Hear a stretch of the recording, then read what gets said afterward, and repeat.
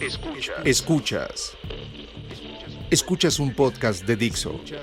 Escuchas Disidencia con Pablo Magluf. Ser parte de la sociedad no significa pensar como las mayorías.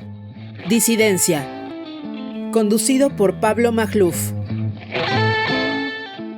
Carlos Matienzo es consultor en seguridad y riesgo político y colaborador en Letras Libres y la revista Etcétera.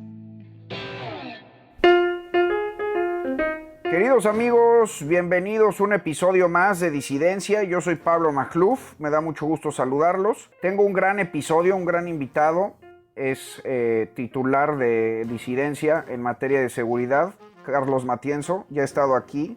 Ustedes pueden escuchar el episodio número 6 de la primera temporada. Y bueno, no necesita mucha introducción. Es una de las voces más prominentes en seguridad. Uno de los jóvenes más escuchados en temas de seguridad, inteligencia, crimen organizado. Y bueno, lo invito porque la cosa está muy seria en México.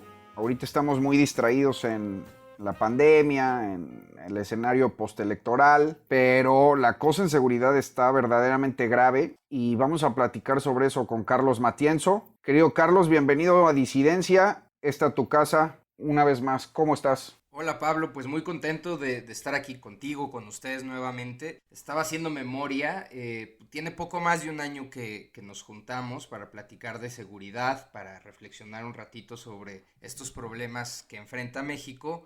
Y bueno, en un año pareciera que nada ha cambiado porque seguimos en niveles muy problemáticos de violencia y de criminalidad, pero también ha sucedido mucho, ¿no? O sea, son muchas las historias que en este año han pasado, desde masacres, el tema de la violencia política durante las elecciones, los pequeños incendios que vemos por diferentes lugares del país, lo poco o nada que ha dado de respuesta el gobierno, pues pese a que seguimos en esta como meseta de violencia en materia como estadística, son muchas las historias de las que vale la pena hablar y ese deterioro sí se va acumulando, ¿no? O sea, sí, digamos, es degenerativa la violencia en el país y yo, bueno, últimamente hablo también más bien de la ingobernabilidad que empieza a mostrar el país. Sí, empecemos por ahí porque, bueno, tú has estado insistiendo en eso, ¿no? Que ya no es un asunto nada más de seguridad, de violencia desbordada. Con esa pues llevamos 15 años. No, ahorita más bien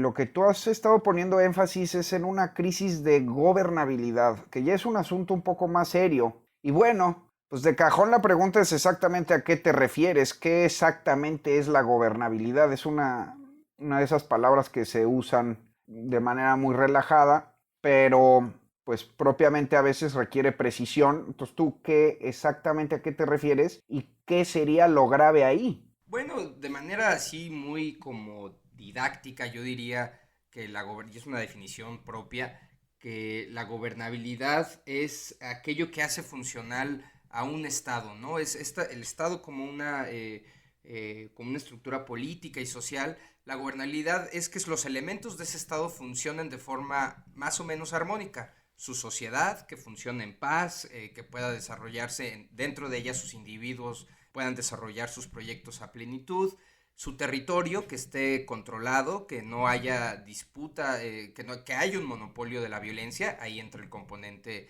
del monopolio legítimo de la violencia, entra el componente de la seguridad, y por último su gobierno, que su gobierno sea eficaz, eficiente en la medida de lo posible, que sus funciones principales, básicas, se cumplan, y que gobierno, sociedad y territorio funcionen esta triada de forma más o menos armónica, avancen y permitan pues que el Estado mismo no solo se permanezca, sino además vaya cumpliendo sus objetivos. Y evidentemente no es que México tiene problemas de gobernabilidad a partir de López Obrador. La gobernabilidad ha estado en el discurso y en el análisis como una problemática particularmente desde la transición democrática y poco antes de ella, porque somos un estado, como lo platicamos largamente la otra vez, que está en un proceso histórico digamos, de cambio histórico, de consolidación de un nuevo Estado democrático, de instituciones y de derecho. En esta trama ya llevamos un par de décadas y digamos la gobernabilidad en esta trama pues es el centro de esta trama y es algo que no logra consolidarse, pero sí creo que particularmente en los últimos meses estamos viendo un deterioro aún mayor de la gobernabilidad. En lugar de avanzar lento, sí creo que no solo hemos dejado de avanzar, sino que empezamos a retroceder en materia de gobernabilidad, de seguridad, de desarrollo institucional, de control territorial y también, por supuesto, de convivencia pacífica por parte de nuestra sociedad. Oye, Carlos, a ver, vamos a ir profundizando poco a poco, pero empezando un poco a tejer, digamos, los vasos comunicantes entre gobernabilidad y seguridad. Digo, seguramente has visto, por ejemplo, los datos de Carlos Vilalta y de Pablo Picato, ¿no? El histórico de la violencia homicida en México, ¿no? Donde, pues, te das cuenta, por ejemplo, que en los 30, 40, 50, pues, nos matábamos mucho más que hoy, ¿no? Y eso después de la revolución. Y pues yo a menudo, por ejemplo, recuerdo, ¿no? Que mi abuelita me decía, ay, es que cuando yo era niña podíamos salir a jugar a la calle y no pasaba nada y nos íbamos al campo y regresábamos en la noche. O sea, yo me pregunto un poco, ahorita tocas el tema de gobernabilidad en 2021, pero pues sí, o sea, te preguntas, a ver, de verdad, cuando mi abuela era niña en los 40, que se mataban 3 veces más que hoy, ¿en serio había gobernabilidad? Incluso bajo el manto del PRI hegemónico de este Estado, de partido único, posrevolucionario. Hoy el Estado mexicano es tan débil que también cuesta trabajo creer que alguna vez fue fuerte, que haya llegado a las zonas remotas donde hoy no puede llegar. Entonces, o sea, sí, o sea, a lo mejor la gobernabilidad siempre ha sido un problema, ¿no? Bueno, mira, de entrada el tema es que el término gobernabilidad sí nos habla de un contexto democrático desde mi punto de vista. Hablamos de gobernabilidad en un contexto en el que el Estado tiene que interactuar con la sociedad y controlar, más bien garantizar la paz social en un contexto democrático y de libertades. Sin embargo, si estiramos un poco el concepto, que se puede, en el régimen, había otro régimen con otro tipo de mecanismos para mantener la paz social y la convivencia social y la cohesión, y en mayor parte del tiempo, en la mayor parte de este tiempo, en el siglo pasado, desde mi punto de vista, sí por momentos hay digamos, un proceso de fortalecimiento del Estado, un Estado autoritario, centralista, hegemónico, de partido hegemónico, que a través de mecanismos no democráticos sí logra construir una paz social particularmente post-revolucionaria, ¿no? O sea, no hay que olvidar que iniciamos el siglo pasado en una revolución sumamente violenta, en caos total prácticamente, es un estado fallido, ahí sí auténticamente, y el nuevo régimen autoritario pues sí logra cohesionar a la clase política, cohesionar a la sociedad a través, este relato a veces medio romántico de los priistas. Pero bueno, desde el punto de vista, digamos, de lo tangible, de la evidencia, sí es un régimen que en cierta medida logra construir una paz social, una cohesión social, un Estado fuerte, un Estado que avanza a objetivos, en este caso no comunes, sino definidos desde la jerarquía, pero funcional, ¿no? Había un Estado funcional en materia de seguridad, que es uno de los elementos de gobernabilidad, pero es un elemento central, porque la paz social es el elemento central de la gobernabilidad. Y si la gobernabilidad es la capacidad del Estado, del gobierno, de ejercer sus funciones a plenitud, pues la función principal del Estado es la seguridad. Y durante el régimen priista, pues mal que bien, hubo una etapa de paz, sí hubo también los resortes autoritarios, y luego conforme empieza, digamos, si te vas lejos a cuando empieza el antecedente más lejano de la democratización, que son los movimientos sociales de los 60s y 70s, ahí sí empieza a cambiar la situación, empieza la cerrazón del Estado, empieza a generar estallidos sociales. Esos estallidos sociales evidentemente se combaten con violencia y de forma autoritaria en México, en los 70s particularmente. Y luego ya cuando nos estamos acercando a la verdadera alternancia, la verdadera transición en los 90s, pues bueno, no podemos olvidar que también fue una década convulsa. Y justo el problema es que el asunto del crimen organizado y del narcotráfico particularmente, pues empieza a crecer a partir de los 80s, 90s, que es cuando México se está debilitando intencionalmente el Estado mexicano, porque está transitando de ser un Estado fuerte, autoritario, a ser un Estado más bien de contrapesos, democrático, de libertades, limitado. Y es un poco lo que platicábamos en el episodio anterior, pues es hasta cierto punto natural que ese debilitamiento del Estado, y en ese contexto existe la presencia del crimen organizado, del narcotráfico, pues ellos se fortalecieran y conforme se fue desintegrando este régimen único, este monolito se atomizó de parte del Estado, pues el crimen organizado empezó a encontrar espacios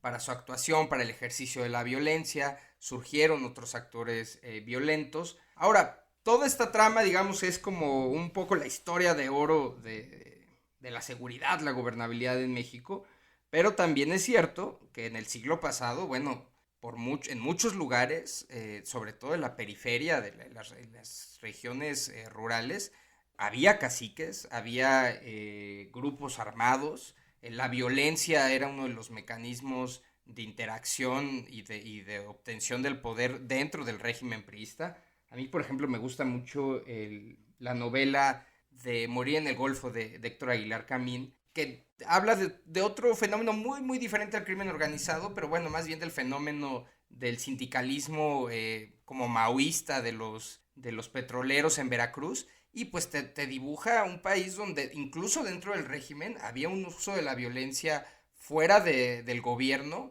que se permitía o que competía con el gobierno para obtener ciertas preventas. Entonces, sí somos un país donde ha habido un orden social y territorial violento paralelo al del Estado por mucho tiempo, aunque sí en el régimen autoritario del PRI estaba un poco más controlado, y lo que nos ha pasado en nuestra etapa democrática es que se ha salido un poco de las manos, de esto podemos hablar más adelante, o más bien que como el Estado está atomizado, son los estados, los municipios o los comandantes regionales del ejército quienes ahora gestionan esa relación con ese orden social alterno que ahora le podemos llamar crimen organizado, narcotráfico, pero también autodefensas, las milicias de los aguacateros o los limoneros, cacicazgos políticos armados en Chiapas o en Oaxaca, pues son un poco esas pulsiones mexicanas que ahora se hacen más notorias ante un nuevo estado más débil, más democrático, más atomizado, y también se hacen más violentas, ¿no? Porque no hay ese gran árbitro que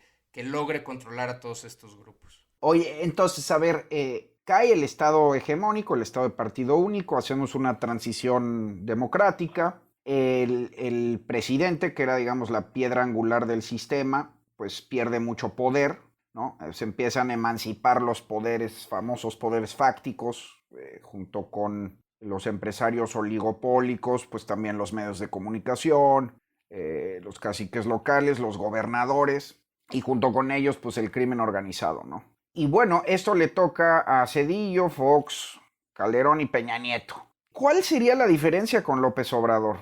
En términos de lo que has insistido de la gobernabilidad. ¿La gobernabilidad estaba asegurada con sus antecesores o no? ¿Y cuál es la diferencia hoy? Porque a mí, por todo lo que cuentas, pues resulta paradójico, ¿no?, que López Obrador sea un presidente tan aparentemente fuerte, ¿no?, cuya oferta haya sido, grosso modo, recentralizar, ¿no?, volver a concentrar el poder en el presidente, en su persona, y que al mismo tiempo pues se le esté desbaratando la república. Bien decías, estamos viendo conflictos en todos lados. Chiapas hace unas semanas, Zacatecas, un desastre, Tamaulipas, Guanajuato.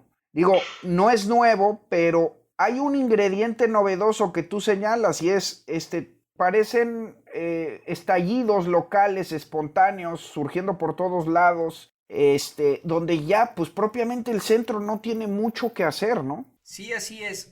A ver, en primer lugar, respondiendo por partes a tu pregunta que tiene diferentes segmentos, obviamente no podemos decir que la gobernabilidad no es blanco-negro, no es sí o no, sino más bien pues hay una escala de gobernabilidad, ¿no? Yo lo pondría en esos términos.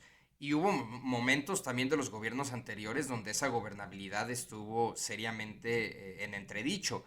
Si hablamos del sexenio de Vicente Fox, bueno, estuvo en la propia transición democrática, la propia transición electoral, pues fue un desastre, ¿no? O sea, hay una seria crisis de gobernabilidad en el país, porque las instituciones casi no fueron capaces de transitar legítimamente el paso de poder. Hemos tenido otros fenómenos como la APO en Oaxaca, Atenco en Estado de México, donde los gobiernos fueron incapaces de satisfacer las demandas sociales o de echar a andar su agenda sin disruptir la cohesión social, la paz social. Luego, obviamente, con Felipe Calderón también hubo momentos donde yo creo que, más allá de un problema de seguridad, empezó a tener problemas de gobernabilidad, sobre todo con su distanciamiento con algunos gobiernos estatales, la propia relación, los propios problemas al interior de su gobierno, la propia relación del gobierno con las víctimas. Con Peña Nieto a lo mejor un poco menos lo vimos, esos problemas, pero bueno, los asuntos de seguridad siguieron ahí. Y el tema con Andrés Manuel López Obrador, desde mi punto de vista, de manera general, más allá de la seguridad, es que sí encuentro yo ya un punto como de sobrecarga de demandas sociales hacia el gobierno que no son cumplidas. Y a lo mejor de lo que hablábamos en los otros casos fue de eventos muy específicos que pusieron a prueba las instituciones nuevas, además mucho más nuevas de las que tiene hoy en día Andrés Manuel, pero en este sexenio lo que vemos son demasiados pequeños asuntos o medianos asuntos que están, digamos, tratando de encontrar una respuesta por parte del gobierno, y que el gobierno está sobrecargado, está sobrepasado y no la puede dar, no la sabe dar, y en algunos casos no la quiere dar. Y estos son problemas que van desde el tema de los niños con cáncer, las demandas de seguridad en algunas regiones del país como Chiapas o Michoacán, en fin, ¿no? Un sinnúmero de asuntos. Empiezas a ver manifestaciones de personas del Seguro Social, en las visitas del presidente, en fin, una mala relación con algunos gobernadores. Y un poco también creo que el problema ha sido justo esa intención de centralizarlo. Eso que te parece paradójico es justamente, desde mi punto de vista, el problema de este gobierno, de su modelo de gobernabilidad. Se les hizo fácil querer construir una nueva hegemonía a la vieja usanza del PRI, justo con esta historia de oro, si lo que nos mantuvo cohesionados, funcionales y hasta cierto punto en paz fue un estado hegemónico con mucha legitimidad, porque el priismo la tuvo en su momento, pues un poco reeditemos eso en pleno siglo XXI y con instituciones democráticas. El problema es que Andrés Manuel no estaba partiendo de un proceso revolucionario ni que venía de un autoritarismo. Estaba partiendo de un nuevo orden democrático, donde el poder ya estaba desintegrado, donde había nuevas instituciones, donde hay una sociedad además muy distinta, mucho más heterogénea, y para construir su nuevo régimen, primero tuvo que, destruir el régimen democrático, el régimen de la transición democrática, y en buena medida lo ha hecho. Y esto son políticas públicas pues muy tan tangibles, a lo mejor como la destrucción, hablando de temas de seguridad, de la Policía Federal, ¿no? Ok, quiero volver a centralizar, quiero volver a poner, las capacidades del Estado mexicano en el Ejército, en las Fuerzas Armadas, pues voy a tener que destruir la Policía Federal. Y estos procesos hasta cierto punto irreflexivos de su parte, de destrucción institucional para concentrar el poder, han debilitado al Estado mexicano, porque el Estado mexicano no es el gobierno federal, y no es nada más el Ejército y el presidente. El Estado mexicano es un conjunto de instituciones, de gobiernos estatales, de gobiernos municipales. Y si México ya quería apuntar, y esa ha sido la meta a la que nos hemos puesto desde la transición democrática, hacia un gobierno más descentralizado, federal, auténticamente federal, con municipios que funcionen, con gobiernos estatales más transparentes, que otorguen buenos servicios, con ciertos niveles de autonomía frente a la federación, con un gobierno federal mucho más eficiente, revisado, con contrapesos, donde en temas, por ejemplo, como seguridad, había incluso contrapesos internos entre la Policía Federal, el Ejército y la Marina, la Secretaría de Gobernación. Pues al tratar de revertir este proceso, desde mi punto de vista, ha puesto las canicas de la gobernabilidad de su régimen en muy poquitas canastas o en una sola canasta, y esa canasta está sobre rebasada. A ello, por supuesto, hay que agregar un problema de diseño de estrategias en materia de seguridad, de mensajes equivocados, de una visión pues muy absurda del crimen organizado y de los problemas de violencia en el país. Y yo otro factor que también apunto de manera muy particular, y es parte, y aquí quiero ser muy abierto con tu auditorio, es parte de mi trayectoria. Yo trabajé en la Secretaría de Gobernación. A mí sí me parece que parte central de esta crisis de gobernabilidad que yo veo en México es la desaparición de la Secretaría, bueno, no la desaparición, del desmantelamiento de la Secretaría de Gobernación en este sexenio. A mí eso me parece fundamental y muy, muy grave. Estos temas, a lo mejor como el de Chiapas que estamos viendo, un levantamiento armado que supuestamente es en contra del crimen organizado, pero te das cuenta que en el fondo lo que están pidiendo es que se anule la elección, son temas que con una buena o un buen secretario de Gobernación no se te tendrían que incendiar de esa manera, ¿no? También se han perdido los canales de diálogo, de presencia de la federación en los estados para saber qué está pasando, qué incendios puedes prevenir, dónde se están calentando las cosas, la poca relación, la poca importancia que se le está dando a los gobernadores. No ha habido desde hace ya mucho tiempo un Consejo Nacional de Seguridad Pública donde se reúnan los 32 gobernadores con el presidente, el debilitamiento aún más de los municipios. Incluso también yo te diría que parte de este proceso de debilitamiento del Estado y por lo tanto de su capacidad de gobernabilidad, de gobernanza, ha sido también el lado financiero, ¿no? O sea, cada vez tenemos un Estado más restringido financieramente para demandas muy, muy grandes. Entonces, digo, sé que he hecho a lo mejor una lluvia de ideas, pero lo que trato de decir es que ha habido un proceso de centralización, además mal diseñada y además con austeridad, que no ha hecho sino descuidar muchísimas áreas del gobierno para enfocar todo en el presidente y particularmente en las Fuerzas Armadas, y el país o el gobierno más bien, no está a la altura de las demandas sociales del país. Está rebasado ese modelo tan simple, tan centralizado y tan austero. Ahora, Carlos, te quiero poner un poco a especular, ¿no? Al fin y al cabo este podcast se llama Disidencia, pues podemos ir un poquito en contracorriente a la narrativa común, o al menos explorar algunas hipótesis que pues pueden no estar en los medios mainstream, que se comentan por aquí y por allá, pero que alguien con tu seriedad o prestigio pues raramente toca, ¿no? En los medios comunes. Y sería el asunto de qué tanto puede haber una suerte de pacto tácito, si se quiere, un pacto oficial, pero sí un pacto tácito, una connivencia con el crimen organizado. Porque una cosa me parece una cosa es un Estado incapaz que tenga buena voluntad, pero por una serie de cosas que has explicado muy bien, de falta de organización, de falta de presupuesto, de falta de políticas públicas, pues no logre contener esta situación. Y otra enteramente distinta es que haya, digamos que en el corazón del régimen, pues un acercamiento, una tentación de negociar, ¿no? Esa tentación siempre ha estado ahí porque se dice, evocando un poco a los años dorados que decías del narcotráfico, de la Pax Narca, de la Pax Priista Narca, donde pues había grandes carteles, grandes señores que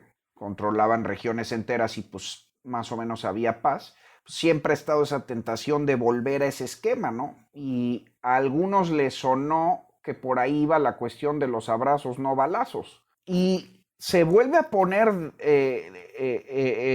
a colación este dilema después de la elección, donde pues hay serias denuncias de estados enteros presuntamente apoyados por el crimen organizado, ¿no? Sinaloa, Sonora, Michoacán. Ahí están las denuncias de los gobernadores. San Luis Potosí. Entonces, pues así que te confieses un poco, Carlos. ¿Tú qué piensas? Sí, mira, existen esas dos grandes hipótesis, que además creo que se repiten en muchas áreas cuando analizamos a este régimen, que a veces es tan simple y tan absurdo que es muy difícil analizarlo, ¿no? Y las dos grandes hipótesis es, a ver, ¿esto es premeditado y es maquiavélico o es pura incompetencia, ¿no?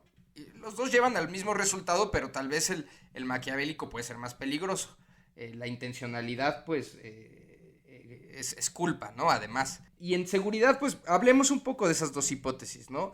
O en gobernabilidad. El modelo de gobernabilidad de Andrés Manuel es fallido, está roto, es decir, apoyarse totalmente en el ejército, que claramente es insuficiente, y más bien sin estrategia ha llevado a que, pues, más o menos cada comandante regional de la Guardia Nacional o del propio ejército se esté tomando las estrategias muy a su entender, construyendo las alianzas con el crimen organizado muy a su entender, porque eso sí hay que decirlo, te lo han dicho otros expertos en tu programa. Relación y convivencia entre autoridades y crimen organizado siempre ha habido. Es hasta cierto punto difícil evitarlo, porque bueno, un poco para ir gestionando esta guerra, pues en muchos momentos tanto autoridades federales como estatales y sobre todo las municipales entran, digamos, en momentos de paz o de convivencia con el crimen organizado. Pero pareciera que o el modelo está roto y estos pactillos se están haciendo muy a entender de cada uno, o que este es el modelo de gobernabilidad que pensó el presidente, ¿no? Que el presidente dijo, a ver, aquí el problema es que, pues la típica, el típico discurso anticalderón. Aquí sacudieron el panal de abejas, se hizo un desastre, vamos a concentrar el poder y vamos a mandar un mensaje de tranquilidad y en la medida de lo posible vamos a tratar de permitirles al crimen organizado llevar sus actividades y nosotros tratar de convivir e incluso apoyarnos en ellos para gestionar la gobernabilidad de las regiones pues difíciles del país, ¿no? Y eso o fue una decisión o fue una torpeza. El caso es que los hilos están sueltos. Y yo creo que está un poco la respuesta en medio, y no quiero hacer aquí entre coreano, ya sé que te gusta que tomemos posiciones, pero sí creo que la posición puede estar, en este caso la respuesta puede estar en medio. Y desde mi punto de vista, sí creo que hubo un componente por parte del presidente de decir, voy a mandar un mensaje al crimen organizado de bandera blanca, con la esperanza de que ellos reduzcan la intensidad de su actividad violenta, no necesariamente de su actividad criminal. Y por otro lado, voy a desplegar aún más el ejército para que me ayuden a gestionar la gobernabilidad en todas las regiones del país.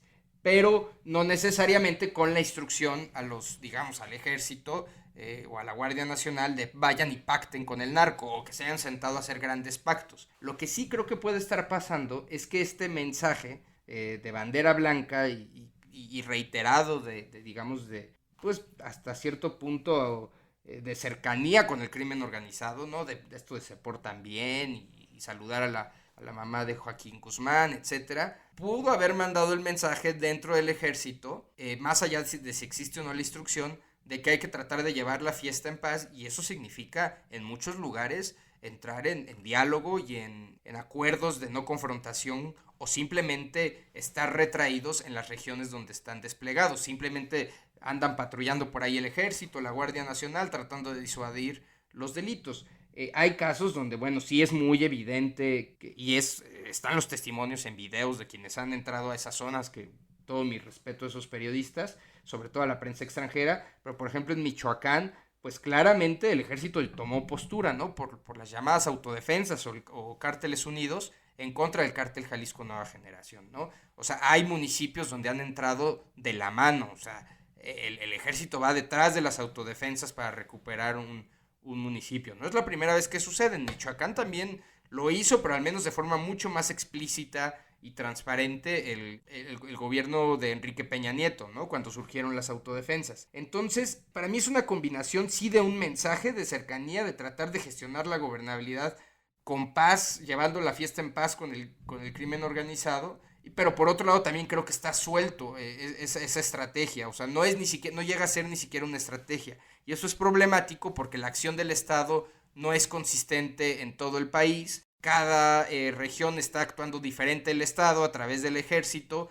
En algunos lugares sí golpean al crimen organizado, en otros no. En algunos lugares hay alianza con el cártel Jalisco Nueva Generación, en otros lados los combaten, y eso ha generado pues una serie de mensajes encontrados. Y por otro lado, más allá de si era estrategia o o es una combinación de imprudencia, malos mensajes e incapacidad. El tema es que no ha funcionado, ¿no? O sea, los incendios no han bajado, esta como bandera blanca por parte del Estado no ha funcionado, porque entre el crimen organizado siguen los conflictos, hay nuevos grupos armados, se está armando la población en otros lugares con autodefensas o milicias, y esto sí te habla, pues, de que el Estado al menos ni llegó a ser el pacificador, ni el gran árbitro de los conflictos criminales, ni es el que los está combatiendo. Prácticamente, si la estrategia era gestionar la gobernabilidad con estos grupos armados desde el Estado, pues desde el Estado está fallando porque más bien lo están rebasando, ¿no? Sí,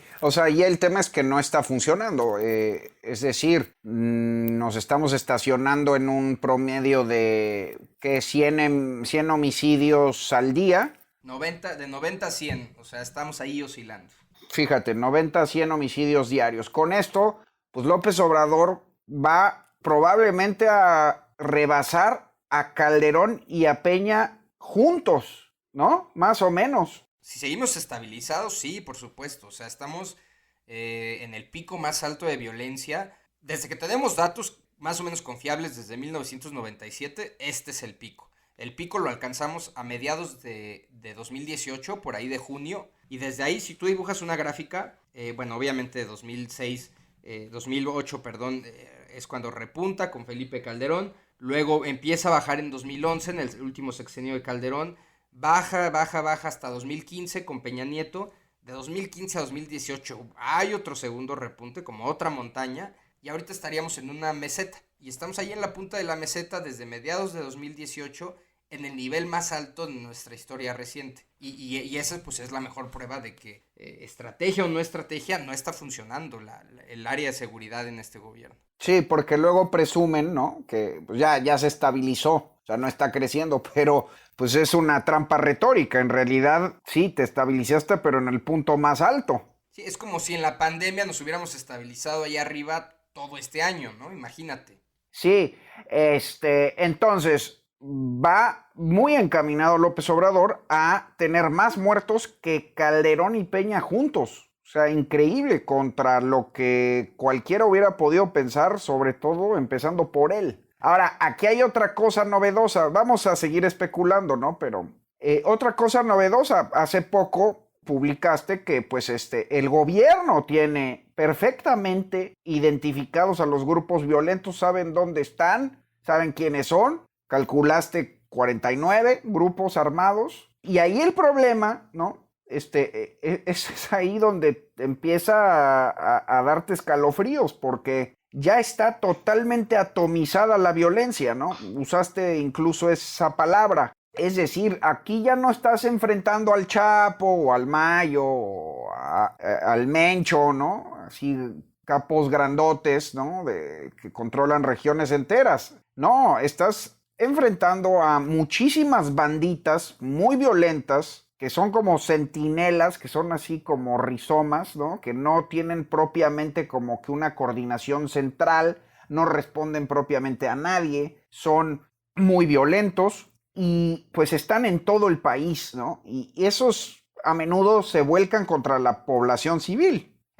Hay otro ingrediente muy novedoso que no habíamos visto, pues es la escena terrorífica de Reynosa, ¿no? Donde ahora sí que pues algunos incluso no titubean en catalogarlo como terrorismo, donde ya salieron asesinos a matar a la gente del pueblo, ahora sí, así que cazar civiles, sembrar el terror, ¿no? Entonces, pues así está la cosa, ¿no, Carlos? Que está atomizada la violencia, pues un estado débil, ahora sí que no se ve cómo poder confrontar esto.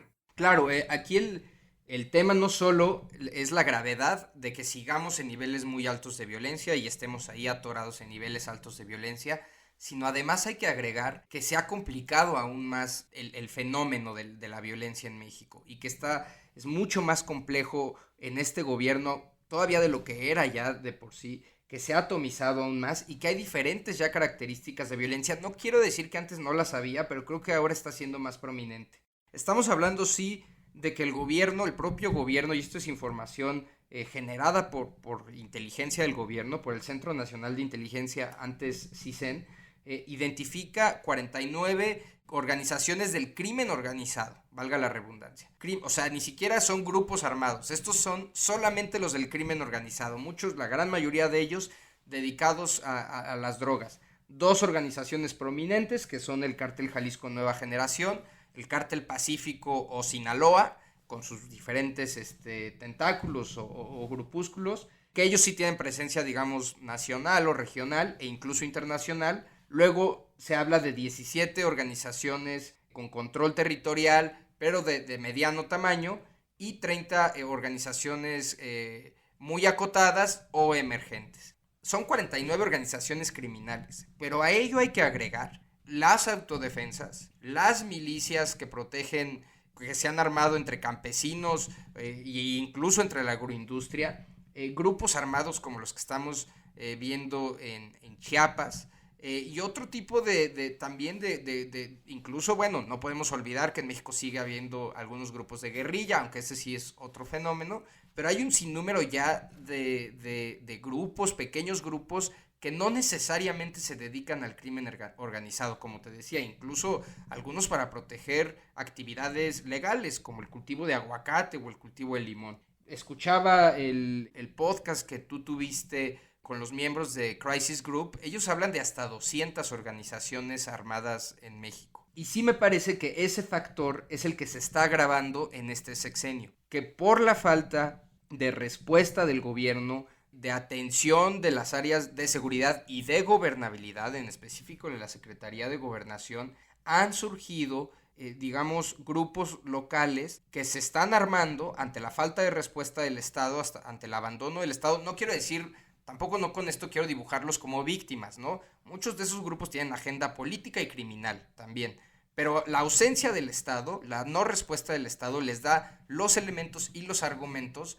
para armarse, para surgir. Lo que estamos viendo en Chiapas, me parece que es Pentaló, el municipio, donde surgió de la nada un grupo de cientos de personas armadas, y ya hay hasta miles de desplazados en esa región. Y por otro lado, el otro asunto que tocas, es que la falta de reacción punitiva del Estado, esta como laxitud, tanto discursiva como a veces operativa de este gobierno, ha sido permisiva, ha permitido que algunos grupos criminales se sientan con la libertad de tomar acciones que son francamente inaceptables en un Estado democrático y en una economía como la nuestra.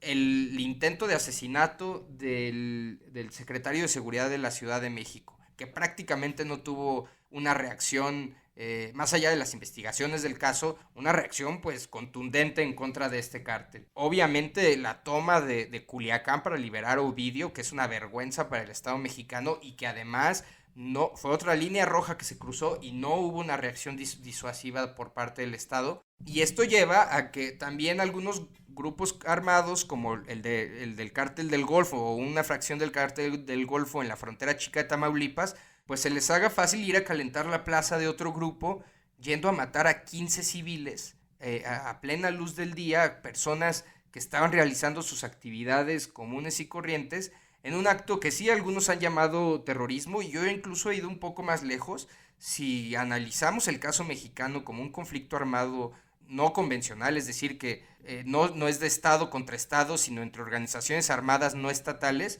bueno, existen precedentes de que esto podría llamarse incluso como crímenes de guerra o de lesa humanidad bajo el derecho internacional. De esa magnitud es lo que está pasando en México. Los desplazados son fenómenos, de países con problemas de guerra o de guerrilla. Entonces, lo que me preocupa a mí en este momento del país, no solo es que estemos estancados en violencia, sino qué tipo de violencia está surgiendo en México. No solo es la violencia entre narcos, se matan entre ellos, o por la lucha por el narcomenudeo. Ahora hay que agregarle también la violencia política, grupos armados que surgen en municipios donde los grupos políticos afines no llegaron al poder, el asesinato de candidatos, que es un fenómeno viejo, pero por ejemplo hay que destacar que en esta elección las 2 entidades con más asesinatos de candidatos, de políticos, fueron Veracruz y Chiapas. No son las entidades con más presencia del crimen organizado, ni siquiera están en el top 10 de violencia a nivel nacional, y sí fueron el top 2 de asesinatos de políticos. Y por otro lado también está el hecho de que el crimen organizado actúa de manera cada vez pues más digamos, rudimentaria, más cruel, más violenta, y porque hay una permisividad del Estado. Entonces yo diría que ahí son 3 componentes en los que sí me parece que está fallando este gobierno. Uno es en su agenda de gobernabilidad, en tratar de detener el surgimiento de nuevas agrupaciones armadas. 2, en su agenda de seguridad y en su capacidad disuasiva para evitar que el crimen organizado cometa este tipo de actividades. Y por último, algo que no hemos tocado, pero creo que sería muy importante tocar, también en la agenda de fortalecimiento de las instituciones, que está completamente abandonada. Sí, a ver, pero déjame regresar tantito. ¿Por qué mencionas lo de Veracruz y Chiapas? Porque parece sugerir entonces que, pues sí, o sea, está surgiendo una nueva violencia política, digamos. Es decir, ya no se trata únicamente de crimen organizado. Parece que está convulsionado el país, ¿no? Y ahí sigamos especulando, Carlos, déjame provocarte un poco. Me mencionas esto de Veracruz, de Chiapas, los nuevos grupos armados, y atado a tu insistencia sobre la ingobernabilidad, pues la pregunta de cajón ahí pues es ¿qué es lo que se avecina? ¿Qué es lo que se avisora? ¿Qué es lo que podría pasar? Llevado a un extremo, ¿no? Porque aquí lo interesante es intentar imaginar qué le depara al país. Hace poco publicaba Fernando Escalante, en mi opinión, uno de los mejores articulistas que tenemos, pues que incluso estaba en riesgo la fractura territorial, ¿no? Digo, Escalante es un cuate muy serio, es un profesor prominente, ¿no? Un intelectual verdaderamente responsable con sus palabras, y pues que se anime a decir que pues ahí está dibujada la posibilidad de una escisión o el rompimiento del pacto federal o una cosa de estas, pues ya es cosa grave, ¿no? Entonces, pues yo te quiero preguntar, ¿no? ¿A qué estamos jugando? ¿A qué le tiramos? También he leído como el incremento del sentido de alarma del doctor Escalante, y es alguien que por cierto, ha estudiado la violencia desde hace tiempo. Fue de los primeros en tratar de hacer un esfuerzo digamos, de cuantificar y analizar el problema de homicidios en México. Y es preocupante que alguien que le ha dedicado mucho más tiempo que tú o que yo a estudiar esto, esté tan alarmado, y también con ese sentido más allá de la seguridad, ¿no? Como hablando tal vez hasta de una crisis de Estado. Sí es preocupante. Lo que a mí me preocupa sobre todo es que si todo este factor, digamos, de fractura o de fractura del orden territorial, del orden social y del surgimiento de tantos pequeños conflictos, tantos grupos armados, tantas demandas y una respuesta muy, muy pobre por parte del gobierno, con hilos sueltos por todos lados. O sea, yo me pregunto, por ejemplo, ¿quién le jala las orejas a los gobernadores hoy en día? ¿Qué hace la secretaria de Gobernación? ¿Quién ha hablado con el gobernador de Veracruz? Porque no solo fue el estado donde hubo más asesinatos de políticos relacionados al proceso electoral, ha sido también el estado donde más activistas, periodistas han asesinado. O sea, es realmente un desastre lo que está pasando en Veracruz. ¿Quién habla con ellos? ¿Quién se sienta a decir, a ver, hay que darle un seguimiento semanal a lo que está pasando en Veracruz, hay que jalarle las orejas al gobernador, hay que decirle que tiene que correr al fiscal o al comandante de la policía porque es un desastre, o porque, según me indica la inteligencia, está vinculado al crimen organizado o a otro tipo de actitudes? Y si esto se empieza, digamos, empieza a contaminar este mal, hay tantos hilos sueltos, demandas no atendidas, grupos que surgen, conflictos políticos, ruptura en la relación con gobernadores, caso Tamaulipas, caso Michoacán, gobernadores que son un desastre y que nadie los están, digamos, con la rienda suelta, como Veracruz o Morelos. Hay, digamos, un contexto donde hace falta un cerillo que pueda hacer explotar esto, y ese cerillo puede venir de todos lados. Puede venir por parte del propio régimen, si en una pulsión autoritaria decide romper con, digamos, el orden democrático, constitucional, bueno, pues hay elementos, uno, o para que lo logre a través de, digamos, del apoyo de grupos armados no estatales que encuentran cabida en este régimen, o que se rompa por completo el orden territorial y estos grupos aprovechen pues para tomar aún más poder. Pero puede venir también de un conflicto político con la oposición, con los gobernadores. Vaya, si no se resuelven además otras agendas, puede haber un estallido social por la propia seguridad, que la gente no encuentre respuesta y en su desesperación empieza a tomar otro tipo de acciones. Y si el Estado está tan débil, tan desorganizado o tan poco decidido a tomar las riendas de todos estos asuntos, pues sí puede haber digamos, está el terreno para que se salga de las manos esto, ¿no? Tampoco creo que lleguemos a ese punto, francamente, porque me parece que no a ninguno de los actores les conviene, ni al crimen organizado, ni al ejército, ni al propio presidente. Creo que más bien vamos a estar estancados en este muy mal momento donde hay tantos hilos sueltos a costa de la violencia, de la tranquilidad de las familias mexicanas y con fenómenos pues de gente que tenga que abandonar sus regiones, de desaparecidos, de violaciones a los derechos humanos. Hay un tema que sí me preocupa, sin embargo, que empiece a haber la tentación de algunos gobernadores de establecer pues, sus propios, como también están sueltos, como sus propios cacicazgos medio criminales en sus estados. Un poco lo que pasó en Nayarit, que ese es uno de los peores errores del gobierno de Peña Nieto, que se le haya salido de las manos eso, que bueno, prácticamente construyeron un narcoestado, ¿no? A través del fiscal Edgar Beitia. Era un desastre en Nayarit, con los niveles más bajos de violencia en su historia, pero con el periodo más atroz en términos de violaciones de derechos humanos. Ese fenómeno se podría replicar en este sexenio también. Está como que el ambiente me recuerda un poco como a Sarajevo, ¿no? En el verano del 14. O sea, como que nada más hace falta un balazo al archiduque para que se desate todo un desastre. Porque a eso hay que añadirle, Carlos, pues 14 millones de nuevos pobres, ¿no? Más de 500,000 de muertos por la pandemia, crisis económica, presión inflacionaria. Y luego súmale, pues, como que trabas políticas, ¿no? Digo, la elección del 21 más o menos como que desahogó ciertas presiones ahí.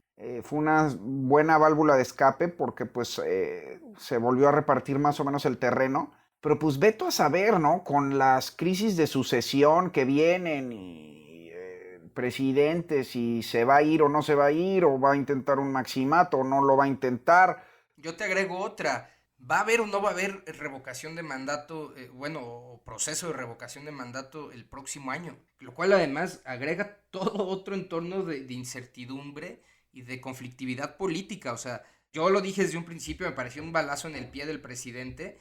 A estas alturas y con sus niveles de popularidad decreciendo, y si hay un proceso de revocación y si lo pierde, ¿en qué crisis constitucional nos va a meter? Si lo pierde y no se quiere ir, si se queda con una legitimidad muy baja. Digamos, sí, el horno no está para bollos y creo que el presidente le sigue poniendo leña, ¿no? O sea, sigue con un discurso muy confrontacional, sigue sin revertir algunas de las decisiones evidentemente malas de su gobierno.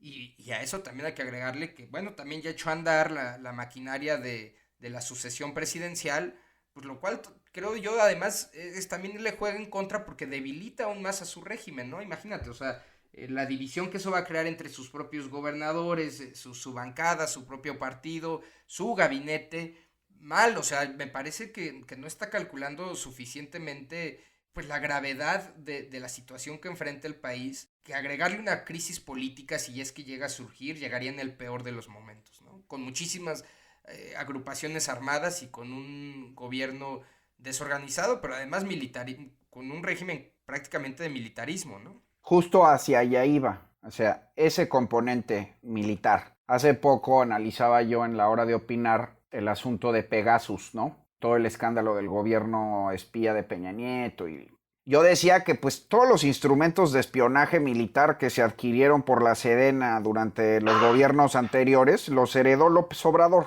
Entonces, no hay ninguna razón para suponer que no nos siguen espiando. Todo lo contrario. Pero justo lo que apuntas tú es la expansión de tareas militares, ¿no? Toda esta asignación de tareas, pues que comúnmente o normalmente o habitualmente estaban en manos civiles, que se han pasado a lados militares, aduanas, puertos, construcción, aeropuertos, las sucursales del bienestar, en fin, y veto a saber dónde pare, ¿no? Pues con este contexto de ingobernabilidad, con una posible ruptura territorial, digo, no es que la estemos cantando, es que está en el escenario, vamos, ¿no? Está en el ambiente, en el horizonte. Pues los militares estarían ahí en una ecuación casi que perfecta para, pues, hacer algo que nunca habían hecho, y es algo que habíamos logrado, contrario a las hermanas repúblicas latinoamericanas,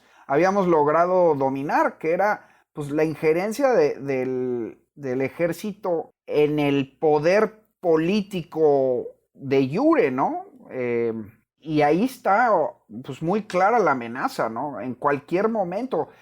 Yo creo también como tú que no les conviene. A ellos prefieren pues operar en la oscuridad, desde atrás, con un ejecutivo además que sea transitorio, ¿no? Prefieren un presidente que cambie de sexenio, pues obvio, pero pues nunca sabes cómo el contexto te ponga en nuevas situaciones, ¿no? Y ahí está muy claro que el ejército está en una posición, pues, donde ahora sí que queriendo o no puede ser llamado a la hora señalada. Yo lo pondría en los siguientes términos, tal vez un poco dramáticos, pero para mí la estabilidad de este régimen descansa en el ejército, en las Fuerzas Armadas, ¿no? O sea, son su elemento principal, no solo de seguridad, sino también prácticamente de ejecución de políticas públicas y de proyectos. Digamos, si hablábamos de que la gobernabilidad en buena medida es en esta relación gobierno-sociedad, qué tan efectivo eres para responder a sus demandas sociales, pues el mecanismo de gobernabilidad de este gobierno, desde el punto de vista del gobierno, es el ejército, ¿no? Mi respuesta a los problemas de pandemia, pues descansan en el ejército, de infraestructura, descansan en el ejército, sociales, el tema de los bancos, que bueno, quién sabe en qué quedó, descansa en el ejército, y el de seguridad descansa plenamente en el ejército. La relación con los gobernadores, incluso yo diría que descansa en el ejército, ¿no? Es la moneda de cambio, es el chantaje entre la buena o mala relación con el gobierno federal de los estados, es que tantos elementos te mando o no de la Guardia Nacional / ejército. Yo tampoco creo que haya una intención, y yo le tengo un gran respeto a las Fuerzas Armadas mexicanas, sin negar que deberían de ser mucho más vigiladas y también me parece que para fortalecerse deberían de ser mucho más institucionales y adaptarse mucho mejor a la realidad democrática, pero sí creo que en su, digamos, en el espíritu de las Fuerzas Armadas se ha logrado construir hasta cierto punto, pues son Fuerzas Armadas constitucionalistas, por no llamarlas democráticas tal vez, en que sí respetan, digamos, al menos el relevo civil y democrático del poder. Ahora bien, cuando le empiezas a meter demasiado poder y demasiado dinero al asunto, pues esto obviamente se puede pervertir. Y sé que hay un ejemplo que o más bien al régimen no le gusta mucho que lo usemos, pero siempre es bueno poner el extremo. Y yo pondría el de Venezuela, ¿no? Es otro régimen que terminó descansando fundamentalmente en el ejército para la gobernabilidad y para la estabilidad del régimen y del Estado y de la nación en su conjunto. O sea, ellos allá incluso, bueno, ya controlan hasta la empresa petrolera. ¿Y qué terminó pasando? El gobierno hasta cierto punto es rehén del ejército en Venezuela, en el sentido de que descansan tanto en ellos que tienen un poco como bandera verde para hacer lo que quieran. En el caso de Venezuela hay un cártel prácticamente al interior de las Fuerzas Armadas venezolanas. Se llama el Cártel de los Soles y se llama así porque es una insignia de parte del ejército venezolano. Y desde el ejército se ha empezado a controlar el tráfico de drogas hacia los Estados Unidos. Y esto les ha permitido, bueno, obviamente enriquecerse, les ha permitido también tener acceso a dinero para la propia gestión de sus actividades en Venezuela, porque además hay una crisis enorme presupuestaria y económica en Venezuela, y el poder civil, bien o mal, pues no puede hacer nada, porque descansó todo su estabilidad, su futuro en las Fuerzas Armadas, los necesita, les tiene que permitir acceder a recursos, no solo para mantenerlos contentos, sino para mantenerlos funcionales. Y bueno, y en eso está Venezuela. No creo que vaya para allá México de ninguna manera, creo que terminemos ahí, pero sí creo que bajo esa lógica, y cuando construyes política pública o diseñas instituciones, tienes que pensar en el peor escenario. Otro de los grandes errores de este presidente fue ponerse en una condición de vulnerabilidad ante las Fuerzas Armadas. La Policía Federal, yo creo que era un buen proyecto por muchas cosas de política pública, en el sentido de que era una policía que más o menos se estaba profesionalizando, que en materia de inteligencia, de cibernética, de antisecuestros estaba haciendo cosas bien. Pero desde el punto de vista político, para mí era muy importante por otra cosa. Era la Fuerza Armada del presidente, más allá del ejército. Ante cualquier cosa, el presidente sabía que podía contar con su Policía Federal, que eran decenas de miles de elementos. Y obviamente a las Fuerzas Armadas no les gustaba la existencia de la Policía Federal, por ahí vino el chantaje, porque era un contrapeso operativo y político a las Fuerzas Armadas. La Secretaría de Gobernación, digamos como cabeza del Gabinete de Seguridad, era un contrapeso a las Fuerzas Armadas. Ya no existe tampoco, está desmantelada. Hoy en día, ¿qué gobernador le interesa hablar con Olga Sánchez Cordero o con la Secretaria de Seguridad Rosa Isela? A ninguno, no tienen nada que ofrecerles. Por eso también está muerta la agenda política de transformación de políticas públicas en estados y municipios. Porque sí, por más que Rosa Isela o Olga Sánchez Cordero le digan a un gobernador, oye, tienes que transformar tu policía, sí, pero déjame hablar con el general secretario de la Defensa para que me mande más elementos. Antes, además, la Policía Federal te permitía, oye, te voy a enviar elementos de la Policía Federal, pero te comprometes a B, C y D. Pero el otro tema es todavía más importante, el político. Se puso en manos totalmente de las Fuerzas Armadas, y lo peor es que está poniendo en manos de las Fuerzas Armadas no solo a su gobierno, sino al futuro, a los futuros gobiernos, a los futuros presidentes, y ahora lo está tratando de hacer explícito con esta propuesta de reforma constitucional que ya cantó, para que esto no cambie, ¿no? Y es muy grave, creo que no entendió que de cierta forma el Estado mexicano había logrado ya construirle un contrapeso a las Fuerzas Armadas, que no era malo, era bueno incluso para las Fuerzas Armadas, les permitía los contrapesos, digo, tú eres un gran defensor de ellos, ayudan a las instituciones, limitar a las instituciones las hace mejores, y me parece que ese es otro de los grandes problemas de esta centralización tan poco reflexiva de este gobierno. Y no te tienes que ir hasta Venezuela, Carlos. De hecho, esta semana El País publicó un magnífico reportaje sobre la militarización en Brasil. Se llama El Método Bolsonaro, un asalto a la democracia a cámara lenta. Vale mucho la pena que lo lean los amigos que nos escuchan. Porque hay varios homólogos de López Obrador en el sentido de nacionalpopulistas o demagogos, vale gorro si es de izquierda o de derecha, pero que se han apoyado justamente también en las Fuerzas Armadas, ¿no? Ahí está el caso de Bolsonaro, vale mucho la pena que lo lean porque es exactamente lo mismo que ha hecho López Obrador, con la gran diferencia de que Bolsonaro fue militar, ¿no? Pero también Erdogan en Turquía, por ejemplo. Y ahí la pregunta, otra vez para provocarte un poquito, Carlos, y especulando, es que cabe la posibilidad, fíjate bien, de que hayan sido más bien las Fuerzas Armadas las que hayan presionado a López Obrador para recular de su promesa de llevar a los militares a sus cuarteles. Porque, a ver, seamos honestos, casi todo lo que ha hecho López Obrador lo hemos adivinado los críticos desde hace años, desde hace 20 años. Le han atinado los críticos, desde Ikram Antaki, pasando por Krause y Aguilar Camín, hasta los más jóvenes desde hace unos años. Todo lo que se advirtió sobre López Obrador ha ocurrido de manera puntual y precisa.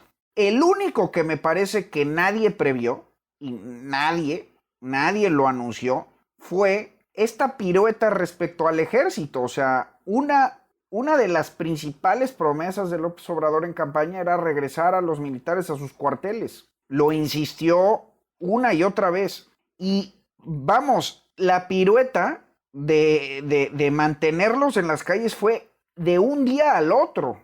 Entonces, pues no sé, o sea, digo, ahí la duda periodística cabe porque es realmente muy sospechoso cómo sucedió todo.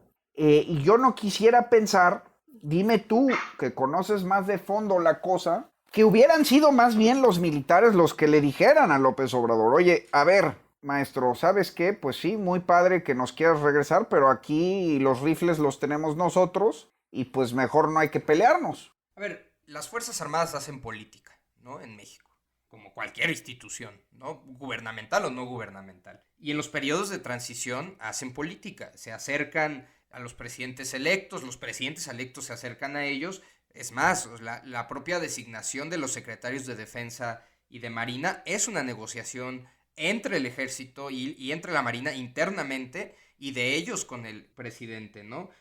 Actúan además en cuerpo. Obviamente yo creo que hubo una negociación, hubo diálogo. No creo yo que haya habido la necesidad de amenaza. Simplemente creo que... Porque además el ejército sí había sido claro en su desgaste como, no sé, anímico, institucional. Durante esta guerra ellos se sienten hasta cierto punto o se sentían incomprendidos, no respaldados del todo, sobre todo por la prensa, por la crítica, por la oposición política. A ver, en el sexenio de Enrique Peña Nieto hay que rascarle, pero hubo un par de discursos fuertes de Salvador Cienfuegos, sobre todo cuando él estaba exigiendo la Ley de Seguridad Interior, que desde mi punto de vista era una mucho mejor solución que lo que tenemos ahora.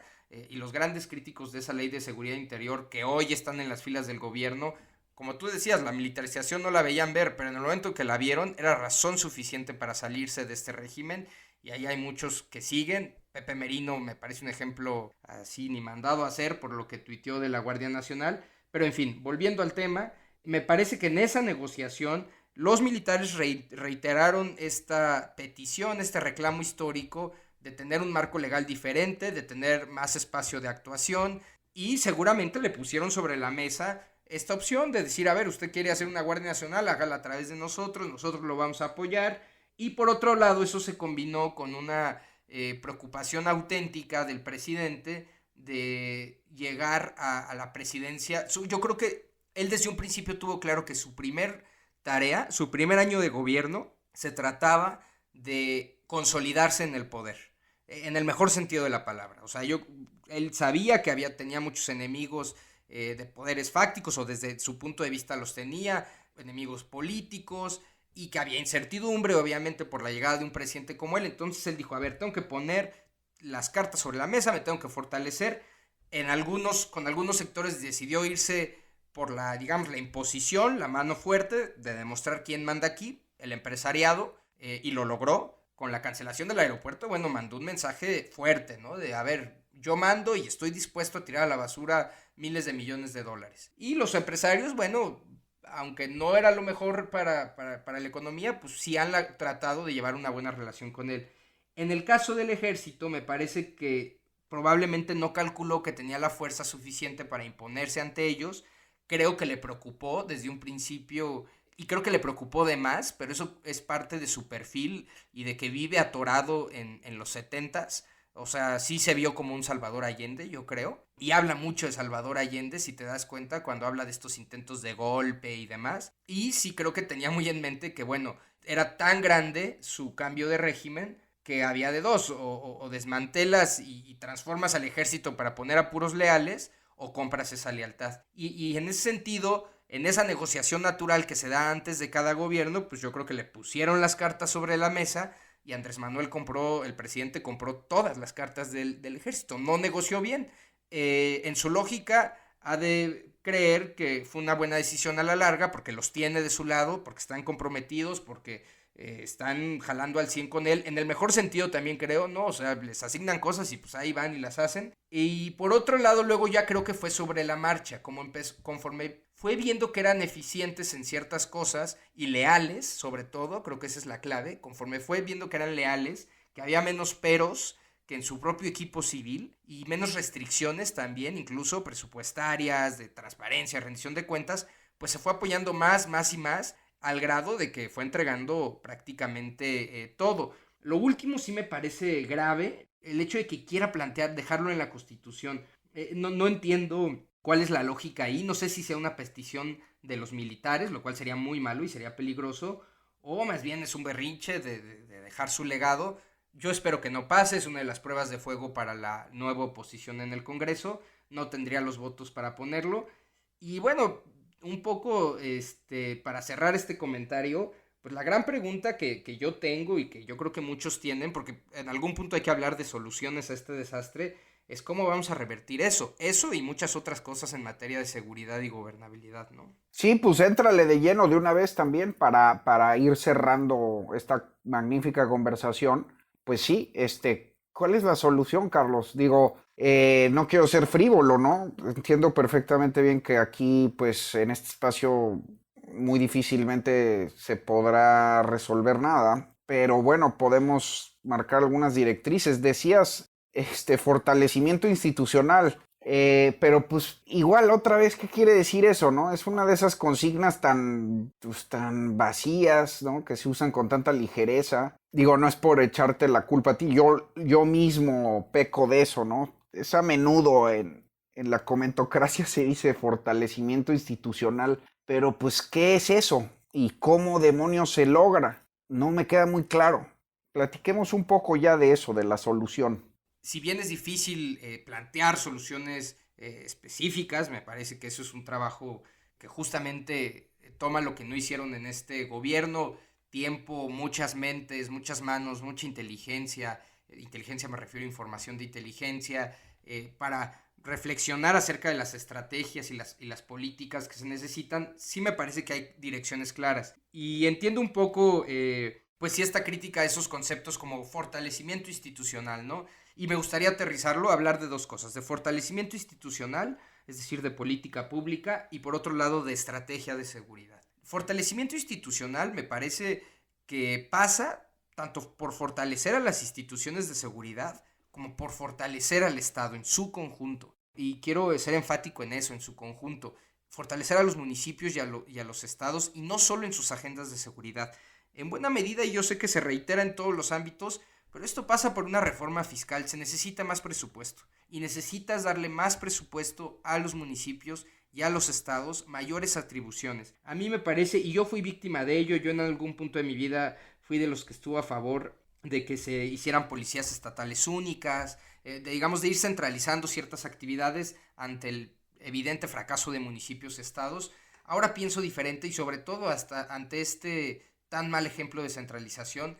Sí me parece que hay que fortalecer y soltarle más a los gobiernos y a los municipios. Necesitamos que el Estado, a través de los municipios, empiece a conquistar territorio, no en el sentido policial, sino en el sentido de generación de servicios, de resolución de necesidades sociales, que cobre fuerza como un agente importante.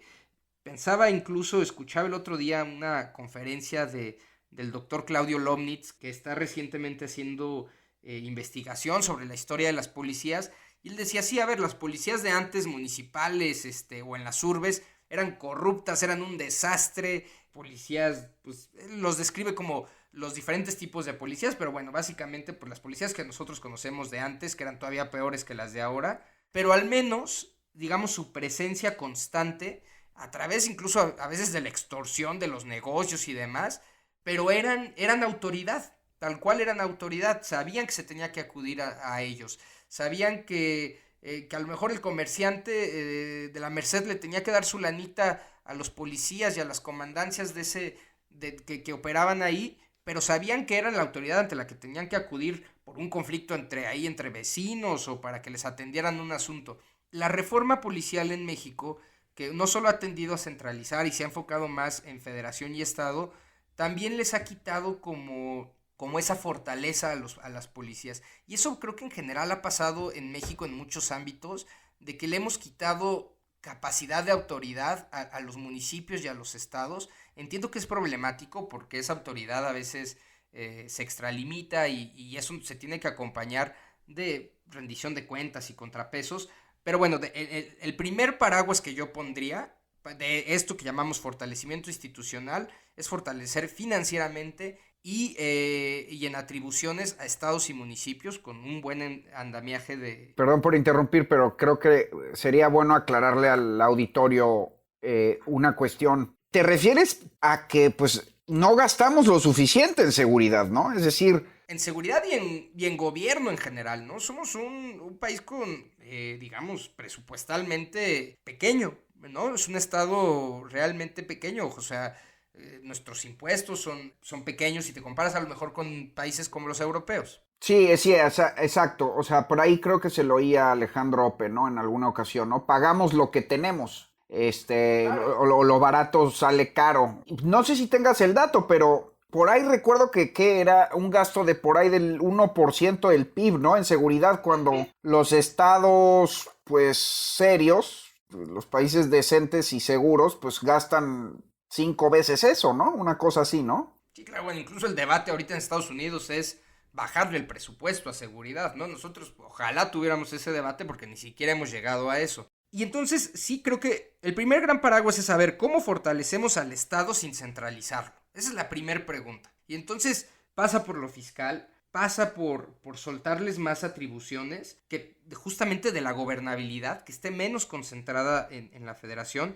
Y ahora sí, en materia de seguridad, pasa por invertir en las policías municipales, meterle dinero, involucrar mucho más a las propias comunidades y autoridades locales a transformarlas, pero sobre todo, por invertir en las fiscalías, en quienes se dedican a hacer investigaciones, en invertir en que los propios estados tengan sus fuerzas especiales de combate al crimen organizado. Yo sé que a muchos no les gusta la visión punitiva, pero la necesitas a veces para disuadir al crimen organizado, no para estar golpeándolo todo el tiempo, pero sí cuando es necesario. ¿Por qué depender eternamente de la capacidad disuasiva de la federación o del ejército? Que los propios estados tengan sus unidades antimafia, sus unidades de investigación en términos fiscales. O sea, un federalismo real. O sea, supongo que también Exactamente. Estás proponiendo que incluso eso sea financiado por recaudación estatal. Claro, y porque el centralismo no alcanza. Es un país gigantesco, con un territorio muy complejo,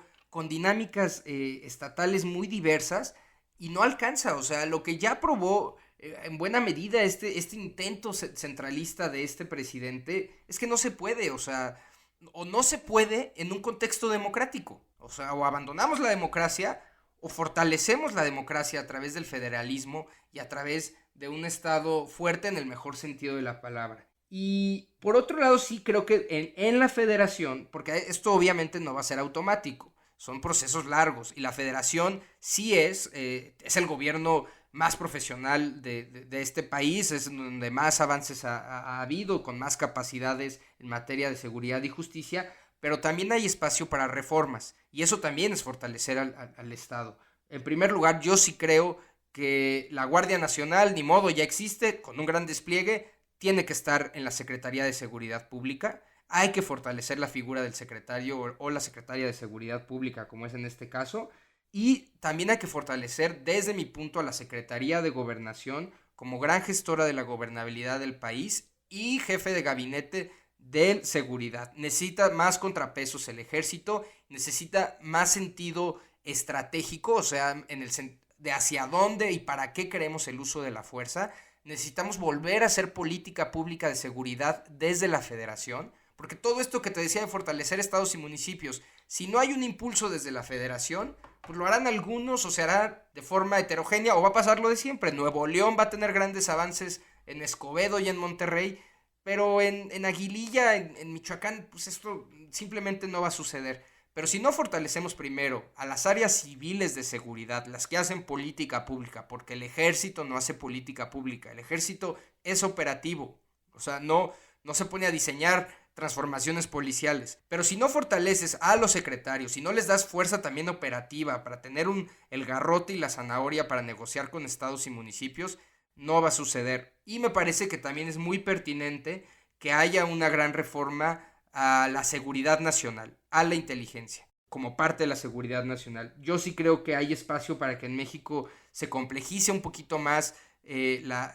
agenda de seguridad nacional, que haya, al estilo de Estados Unidos, un asesor nacional de seguridad nacional para el presidente, que digamos, sea el integrador de las diferentes instancias y de la inteligencia, que le dé sentido estratégico a la agenda, sí me parece, y en eso yo difiero a lo mejor de los que del discurso de seguridad sin guerra, que también hay que, en esa gran reforma de la seguridad nacional, entender que hay fenómenos que no son de seguridad pública, fenómenos de control territorial de estos grupos armados que hemos hablado, y desde la seguridad nacional se tienen que atender, en algunos casos con la acción punitiva del Estado, y en otros a lo mejor sí con negociaciones, con mecanismos de desarme, en casos como estos de los que platicábamos en Chiapas. También me parece que otra parte de ese fortalecimiento institucional pasa por la voluntad política, no solo para realizar estas reformas, sino también para permitir que haya más contrapesos a la agenda de seguridad, que a lo mejor el Congreso se involucre mucho más. Existe una Cámara Bicameral de Seguridad Nacional que la verdad es que no hace nada, pero como al estilo de Estados Unidos, que ellos sean los que autoricen pues cómo se usa un Pegasus, que cada año le tengan que reportar al Congreso. Y entonces sí, a lo mejor se mantiene la secrecía, pero si el día de mañana surge un escándalo de que algo sucedió o se hizo de forma indebida, pues voltemos nosotros a ver a nuestros representantes y decirles, oye, tú me estabas representando como supervisor de la seguridad nacional, ¿por qué no lo estás haciendo? Contrapesos también al ejército, yo creo que le vienen bien tener más transparencia, más rendición de cuentas, dar lecciones de que no hay una permisividad al interior. Sé que es difícil y eso sí depende en buena medida de la voluntad política, pero me parece que después de López Obrador la sociedad lo va a exigir del presidente que venga, un presidente con un discurso de orden, no solo hacia afuera, ¿no? Que es un poco lo que le pasó con Calderón. Sí había un discurso de orden, voy a imponer el orden, pero nunca trató de imponer el orden hacia adentro, ¿no? Y eso es el caso García Luna en buena medida. Y todo esto es, en buena medida, pues eso es para mí fortalecer al Estado mexicano. Ahora, hay otra parte que es la estrategia. Bueno, ¿y para cómo vas a usar o para qué quieres estos elementos fuertes del Estado? ¿Para qué quieres estas herramientas? Y desde mi punto de vista, para apagar los incendios, en primera instancia, para bajar los niveles de violencia y de conflictividad, es para una acción estratégica disuasiva del uso de la fuerza. Marcar líneas rojas que queden muy claras en todo el país, que no se pueden cruzar, desmantelar las partes, los segmentos los profesionales de la violencia de estas agrupaciones, los sicarios o las milicias, a través de unidades antimafia, donde trabajen juntos fiscalía, policía, Guardia Nacional, el propio ejército, y por otro lado, también apoyar a los, en algunos casos, sí en cuestiones de seguridad pública, a través de la Guardia Nacional, pero de forma muy específica. Y todo esto con una visión pues muy regional, entender que los fenómenos son diferentes en cada lugar. Pero yo sí creo que son dos procesos que van a tener que correr paralelos. Ojalá ya tuviéramos instituciones fuertes y solo estaríamos discutiendo de, bueno, ¿cuál es la estrategia? Falló la estrategia, que siempre es lo que nos preguntamos, ¿no? Bueno, pero entonces, ¿qué otra estrategia? Es que no solo es la otra estrategia, necesitamos otras instituciones también. Y vamos a tener que correr por estos dos caminos paralelos, pues, por lo pronto, esperando tratar de acelerar esa transformación institucional y con lo poco o mucho que tenemos, tener mejores estrategias. Va a tomar tiempo, no es cuestión de un sexenio. Yo no era de los que pensaba y ni le exijo al presidente actual que lo resolviera en 6 años, pero al menos que no lo empeorara, ¿no? Y sí creo que eso pasó, lo está empeorando. Sí. No, pues muy claro tu esquema, tu ecuación, Carlos. Nada más que, y aquí para cerrar, pues otro elemento fundamental, no me puedo ir sin esto, sin preguntártelo, es pues, ¿y qué onda con los gringos, no? Porque este es un juego internacional, ¿no? Y aquí sí, perdón por regresar al cliché, ¿no? Muy cliché de serie de Netflix o tal vez de Anabel Hernández, no sé, pero pues es que finalmente, y entiendo muy bien que no solo se trata de narcotráfico, pero pues es que, ¿qué vas a hacer con el país que consume todo lo que pasa por aquí y que se produce aquí? ¿Qué vas a hacer cuando tu vecino es el mayor mercado de drogas en el mundo y que pues ese gobierno tampoco parece hacer nada? Siempre los gringos han sido bastante hipócritas, nos echan la bolita, nosotros se las echamos a ellos, ambos hacen como que trabajan, pero pues el problema sigue ahí. Entonces, un poco como para concretar la pregunta es, en términos de prescripciones, de recetas, de ponerle una solución, ¿qué le toca a México hacer respecto a los gringos? Claro. A ver, yo 3 cosas mencionaría. La primera, evidentemente, la parte fundamental para explicar el narcotráfico y su prominencia en México y en América Latina es el gran consumo de los Estados Unidos y Europa, pero también es muy importante decirlo, en México tenemos un problema muy grave ya de narcomenudeo y de consumo de drogas en pueblitos, o sea, escribía un artículo hace unas semanas en Excelsior, me fui a entrevistar en un pueblo relativamente pequeño del Bajío a un adicto rehabilitado, que un poco me ayudó a entender muy bien pues cuál era el problema de violencia. Su ciudad es una de las más violentas del país, de las 25 más violentas, y era un problema auténticamente de narcomenudeo. Lo que él me explicaba es que en la plaza hay un grupo que controla la venta de ellos le llaman, son metanfetaminas, pero le llaman el foco en esa región porque lo consumen con focos. Y a veces los adictos, porque los precios son muy altos, porque hay un monopolio, se van al municipio aledaño, lo consiguen más barato.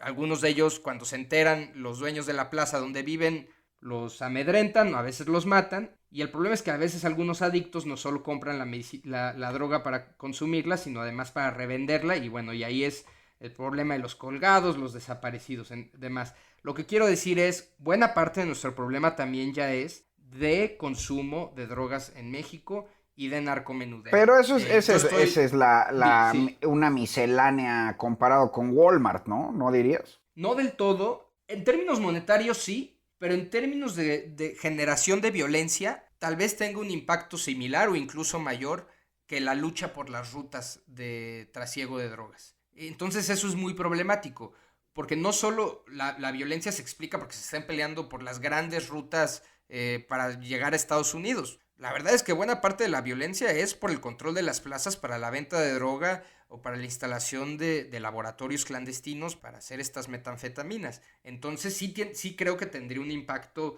en materia de violencia y es algo que tenemos que atender. No quiero con ello minimizar el tema del trasiego internacional de drogas. Mi asunto es que en este discurso, pues a veces yo siento chillón de nosotros con Estados Unidos, no hablamos o falta decir, ok, sí, y sin duda son unos hipócritas y nos han metido en esto en buena medida, pero tampoco hemos hecho lo nuestro acá. O sea, ¿qué hemos hecho para regular nuestro mercado local de drogas o para combatir nuestra crisis de adicciones? Y por ahí también habría que empezar. Yo en principio, y esto más bien por cuestiones éticas e ideológicas, estoy a favor de la legalización de las drogas porque creo predominantemente en la libertad individual de decidir lo que uno consume y cómo quiere uno construir o destruir su vida. Pero bueno, también hay que entender que hay drogas como esta, como las metanfetaminas, que son una auténtica plaga, destrozan familias, destrozan personas de manera muy rápido. Hablar con un adicto, la verdad es que sí te conmueve, o sea, lo mal que termina su vida y lo difícil que es además recuperarse. Entonces también hay espacio ahí para una política de salud en México importante para el combate a las adicciones. Ahora, no voy a minimizar esa gran pregunta que me haces. Sí creo que México ha perdido la oportunidad de ser el gran abanderado de la discusión global de qué demonios vamos a hacer con el mercado internacional de las drogas. Porque hay un paradigma, ojo, que no solo es de Estados Unidos, es de las Naciones Unidas. Las Naciones Unidas tienen una oficina de combate a las drogas, que es en buena medida la promotora del modelo punitivista del consumo de las drogas. Y México la verdad es que se ha visto muy bobo en materia internacional en no abanderar la causa o la gran discusión de qué vamos a hacer con el problema del trasiego internacional de drogas.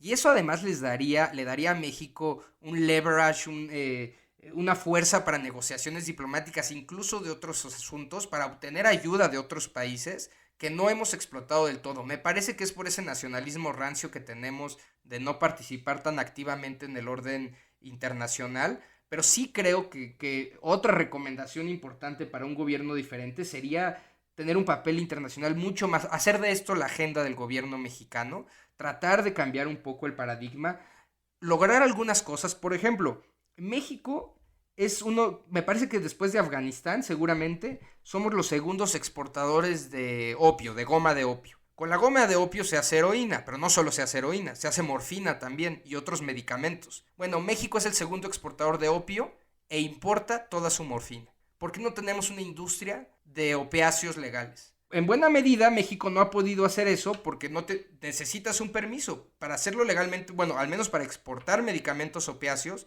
necesitas un permiso, me parece que es de la OMS. Todas esas agendas, ¿cuándo las ha impulsado México? ¿No? O sea, ¿dónde está la agenda internacional en materia de seguridad y derechos humanos y de control de drogas de México? Es casi inexistente. Yo sí creo que habría que encabezarla, habría que tratar de cambiar el paradigma. Y por último, lo que yo te diría es que tampoco creamos que eso va a cambiar por completo las cosas. Hay drogas que no se van a legalizar, el mercado internacional, y que además siempre va a haber mercado negro. Y mientras no resolvamos lo otro, el Estado de Derecho, y resolver todos estos problemas de gobernabilidad, de debilidad institucional, siempre va a haber espacio para un mercado negro de las drogas. Entonces, más allá de también abanderar esta agenda y de involucrar más a la comunidad internacional a ayudarnos, sí me parece que es importante que México piense en un escenario en el que a lo mejor sigan existiendo organizaciones criminales, crimen organizado que se dedique a estas actividades, pero con mucha menor fuerza, sin control territorial, y con un menor ejercicio de la violencia, que es lo que sucede en Estados Unidos, donde también hay crimen organizado, porque alguien se encarga de que la droga llegue, la droga se venda y el dinero se regrese a México, ¿no? Bueno, querido Carlos, pues qué magnífica charla. Estoy muy contento de haberte invitado a Disidencia. Qué panorama tan ominoso, ¿no? Frente a nosotros. Ahí también, pues, estaba pensando que, pues, ¿no? Quizá una parte optimista, aunque suene muy siniestro lo que voy a decir, es que tal vez algo que impida el estallido social es que ya hemos normalizado la violencia, ¿no? Digamos que no se ve que vaya a haber una gota que derrame el vaso tampoco, ¿no? El problema también es que a lo mejor tenemos tan normalizado lo que está pasando que pasemos por alto ese cerillo que puede incendiar la pradera, ¿no? Que no lo estemos viendo.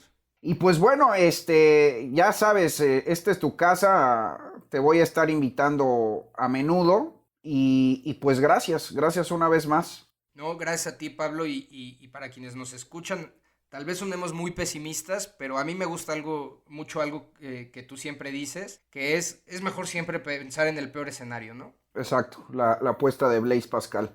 Pues ahí lo tienen, queridos amigos, Carlos Matienzo, analista en seguridad, articulista en Excelsior y Letras Libres, y socio fundador de DataInt, una consultora de datos en seguridad.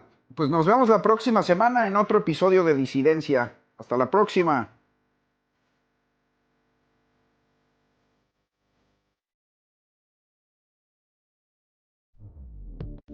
Dixo presentó Disidencia con Pablo Macluf. La producción de este podcast corrió a cargo de Pedro Aguirre. Coordinación de producción Verónica Hernández. Dirección general Dani Sadia.